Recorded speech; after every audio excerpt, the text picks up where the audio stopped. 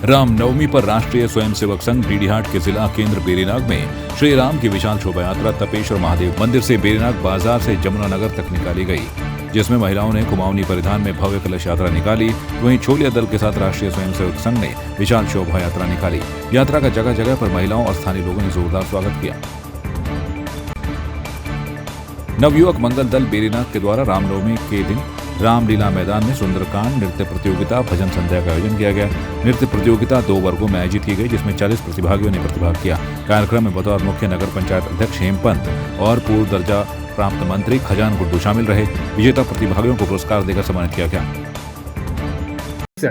जैसा कि आप सभी को विदित है, आज नवयुवक मंगल दल बेरीनाग के द्वारा रामनवमी की शुभ अवसर पर सुंदरकांड और भजन संध्या का कार्यक्रम किया गया, जिसमें क्षेत्रीय बेरीनाग की संभ्रांत जनता का और मातृशक्ति का हमें काफ़ी अच्छा सहयोग मिला।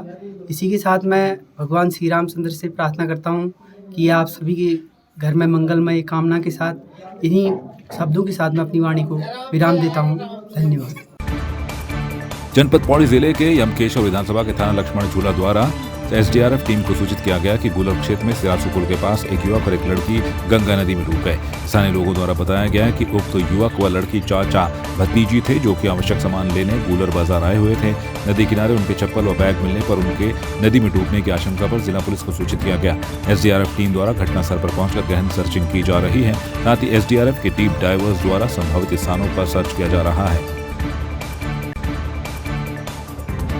जनपद पौड़ी जिले में शहर के लक्ष्मी नारायण मंदिर में नवरात्रि उत्सव के अंतिम दिन शक्ति के नवे स्वरूप मां सिद्धिदात्री की पूजा अर्चना की गई। इस मौके पर श्रद्धालुओं ने लक्ष्मी नारायण मंदिर में पहुंच माता के दर्शन कर मनौतियां मांगी। तो वहीं मंदिर परिसर में स्थानीय लोगों के आपसी सहयोग से विशाल भंडारे का आयोजन किया गया। इस दौरान मंदिर परिसर में हवन यज्ञ के साथ ही कन्या पूजन का कार्यक्रम भी किया गया। इसके अलावा सिद्धपीठ, ज्वालपा देवी और धारी देवी मंदिर में भी भक्तों का तांता लगा रहा। प्रदेशवासियों एवं समस्त देश की जनता को भगवान राम के प्रकट दिवस के अवसर पर ये जो महा रामनवमी का पर्व मनाया जा रहा है, विश्व हिंदू परिषद के द्वारा विगत वर्षों की भांति भी इस बार भगवान रामचंद्र जी की शोभा यात्रा निकाली जा रही है। और भगवान राम से हम ये अनुकंपा करते हैं कि प्रदेश को, देश को सुरक्षित रखें, गौ माता की रक्षा हो, माताओं की रक्षा हो, देश की रक्षा हो। इन्हीं स्मृतियों के साथ जो भगवान राम ने जो एक कल्पना की थी कि राम राज्य स्थापित हो, हम आने वाले समय में ये देश विश्व गुरु बने और इस देश में राम राज्य स्थापित हो। इन्हीं शब्दों के साथ जय श्री राम। पुरुषोत्तम श्री रामचंद्र भगवान की जय, भारत माता की जय, उत्तराखंड धाम की जय। लोकाभिरामं रणरंगधीरं राजीवनेत्रं रघुवंशनाथं कारुण्यरूपं करुणाकरं तं श्रीरामचंद्रं शरणं प्रपद्ये।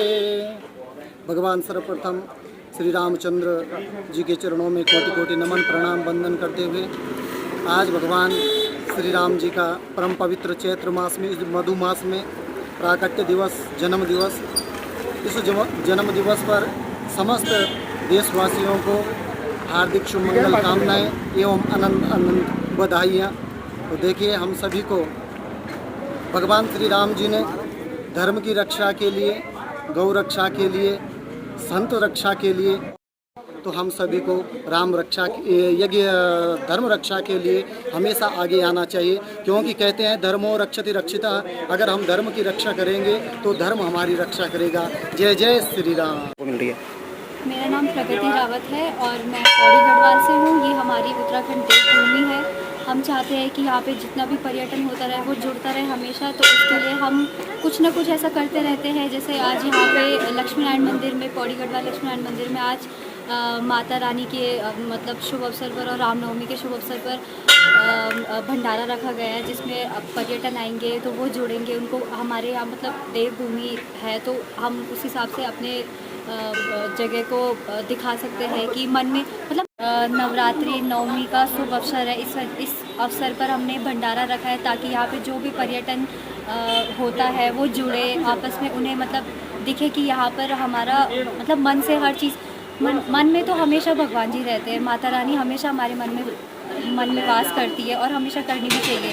पर एक अवसर है जिस वजह से हमने ये भंडारा रखा गया। अब भंडारा हमेशा तो रखा जा नहीं सकता। यहाँ पे हमेशा स्वच्छता बनाए रखे। स्वच्छता से ही देवी का विकास होता है। अगर आपके शहर का विकास तभी होगा जब यहाँ स्वच्छता रहेगी। यहाँ पे लोगों के बीच में जागरूकता बढ़े कि माता जी का भी भंडारा होता है। नॉर्मली आपने यहाँ देखा होगा नंदोलिया देवता हनुमान जी का भंडारा रहता है। माता जी के नाम पे भी हमें हर नवमी पे भंडारा करवाना चाहिए। अच्छा लगता है। हमेशा लड़कियों को वो देना चाहिए, सम्मान देना चाहिए कि हाँ कन्या जरूरी है कि हमें नौमी के दिन ही कंजक पूछनी चाहिए। हमें हर सदैव हर दिन को कंजकों को पूछना चाहिए, वो भी मन। उत्तराखंड में एक बार फिर से जनता को महंगाई का झटका लगा है। प्रदेश में 1 अप्रैल से बिजली महंगी हो जाएगी। उत्तराखंड विद्युत नियामक आयोग ने बिजली दरों में जन सुनवाई के बाद 9.64% की बढ़ोतरी की है। अब प्रदेश के 4 लाख घरेलू उपभोक्ताओं को 10 पैसे प्रति यूनिट की बढ़ोतरी के बाद बिजली का बिल जमा करना होगा। हालांकि नियामक आयोग ने फिक्स चार्ज में कोई बदलाव नहीं किया है। ऑर्डर इशू किए जा रहे हैं। टैरिफ ऑर्डर जल विद्युत निगम, पावर ट्रांसमिशन कॉर्पोरेशन और यूपीसीएल का जो टैरिफ होता है वो रिटेल टैरिफ होता है जो उपभोक्ताओं से वसूला जाता है बेसिकली। तो और आप लोगों के इंटरेस्ट की चीज़ है कि जहाँ यूपीसीएल के टैरिफ की बात होती है। कि सरकार हमसे इस मामले में सुझाव मांगने वाली बात नहीं आती है, क्योंकि हमारा जो वर्क है, हमारा वर्क तो ये है कि हमें प्रूडेंस चेकिंग करनी है इस बात की कि क्या वो हमें जो एरआर दे रहे हैं कि हमारी रिक्वायरमेंट क्या है, उस रिक्वायरमेंट को कैसे पूरा करना है, वो रिक्वायरमेंट जेन्युइन है नहीं है। तो वो चेक करके हम तो ये देखते हैं कि अगर रिक्वायरमेंट में कुछ कमी बेसी है वो कम करते हैं। जैसे इस बार भी इनकी रिक्वायरमेंट तो सब मिला के 29% की थी। हम लोगों ने जो अलाउ किया वो 9.69% किया है, और या हम इस अब जो टैरिफ चल रहा है उससे 1.79% किया है। तो वही सब देखते हुए हम तो उसको अलाउ करेंगे, जिससे कि जो रेवेन्यू हम उनको दे रहे हैं कि आपको इस बार 9,900 करोड़ रुपया खर्च करने के लिए हम दे रहे हैं, 10,000 करोड़ की कंपनी बनने वाली है। तो वो उसका पर्पज़ यही है कि भैया इस आपके सारे खर्चे हो जाएंगे। अब उसके बाद आप बात कर रहे हो इंडिविजुअल टैरिफ की, तो उस पर टैरिफ का रैशनलाइजेशन हम नहीं कर सकते। हम लोग तो जो टैरिफ का जो क्रॉस सब्सिडी को देखना पड़ता है हमें, जिसमें बात होती है कि साहब हमें 20% प्लस माइनस करना पड़ता है। आपको बताऊं कि जो लास्ट ईयर हमारा डोमेस्टिक में क्रॉस सब्सिडी थी वो 19.8% थी, उसको भी हमने बढ़ा के 20% कर दिया, जिससे कि लोगों को बोझ कम पड़े। तो अपने हिसाब से तो हम लोगों ने मैक्सिमम बेनिफिट देने की कोशिश करी है। और 3-4 चीज़ें जो मैंने आपको बताई अभी कि जैसे मछली पालन वालों को हमने पहले कॉमर्शियल बिल हो रहा था, उनको हमने डोमेस्टिक में किया है, वो एग्रीकल्चर अलाइड में किया है। ऐसे ही इंडस्ट्री वालों को भी जो 80% बिलिंग थी उसकी 75% डिमांड पे बिलिंग कर दी है। वो 1.25 की जगह 1.5% रिबेट बढ़ा दिया है। ऐसे ही हमने जो PTW कंज्यूमरों को 5% अगर बाई मंथली बिलिंग के लिए कहा है, और 5% उनको रिबेट के लिए कहा है कि आप 1 महीने के अंदर पेमेंट करते हैं तो 5% रिबेट मिल जाएगी। तो एग्जिस्टिंग टैक्स से उनको 1 पैसा कम पड़ जाएगा। ऐसे ही हमने सोलर वाटर हीटर जो कि बहुत साल से 100 रुपीज़ पर 100 लीटर था, उसको हमने 75 रुपीज़ पर 50 लीटर कर दिया है।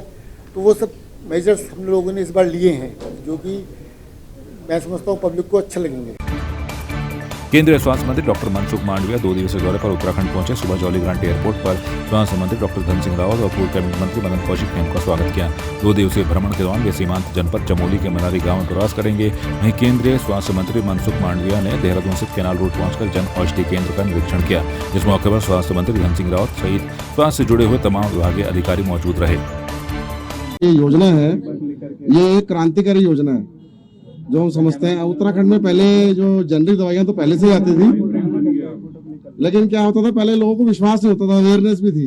लेकिन जब से प्रधानमंत्री जी की फोटो और ठप्पा इसमें लगा है BPPI का, तब से लोगों का विश्वास बहुत अग्रणी हुआ है, विश्वास बढ़ा है। तो अब जन औषधि की दवाइयां, जेनरिक दवाइयां बहुत सारी बिकती है। जो गरीब आदमी है, मेरे पास कई सारे पेशेंट ऐसे हैं जिन्होंने लोन ले रखे हैं, किसी ने टेम्पो लोन ले रखा है, किसी ने कुछ ले रखा है, उनको किस्त नहीं दी जाती थी और बीमार होते थे 10-15 हज़ार की दवाइयां लेते थे वो। लेकिन अब 3,000 में उनका काम हो जाता है और बाकी वो किस्त अपनी जमा करके अपना गुजारा कर लेते हैं। बड़े खुश हैं गरीब लोग तो। और बुरा मानने की बात है, जो अमीर आदमी भी होगा वो भी दवाई लेने के लिए आएगा, तो 100 रुपए का पत्ता स्ट्रिप आपको 10 रुपए की मिलेगी, तो आप भी 10 स्ट्रिप लेने के लिए किसी को भेजेंगे कि लेके आ जाओ। तो ये बहुत बड़ी क्रांतिकारी विषय है, पर थोड़ी सी लोगों के अंदर अवेयरनेस की कमी है।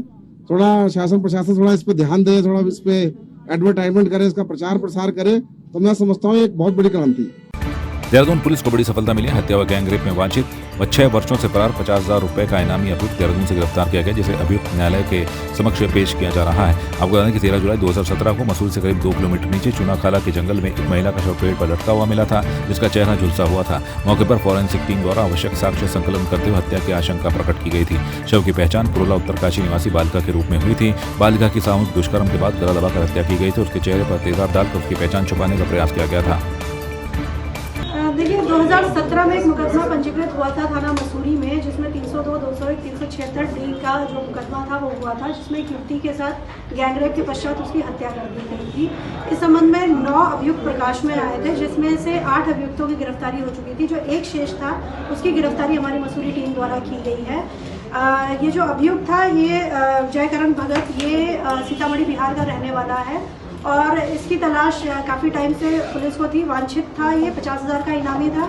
इसको लेकर के लगातार टीम वहाँ दबिश दे रही थी। इसी बीच जो है इसके संदर्भ में सूचना मिली और टीम द्वारा इसकी जो है अरेस्टिंग की गई। कहाँ से इसकी अरेस्टिंग हुई है? इसकी अरेस्टिंग यही देहरादून ISBT से की गई है और इसके बारे में जानकारी इस तरीके से मिली कि हमारी एक टीम जो है ऑलरेडी बाहर थी, जिसके बारे में बताया कि ये व्यक्ति यहाँ देहरादून जो अभी कुछ दिन पहले इसका जो साथी पकड़ा गया है उसकी पैरवी के संबंध में आया था। तो इस संबंध में इसकी सूचना मिलने पर इसकी अरेस्ट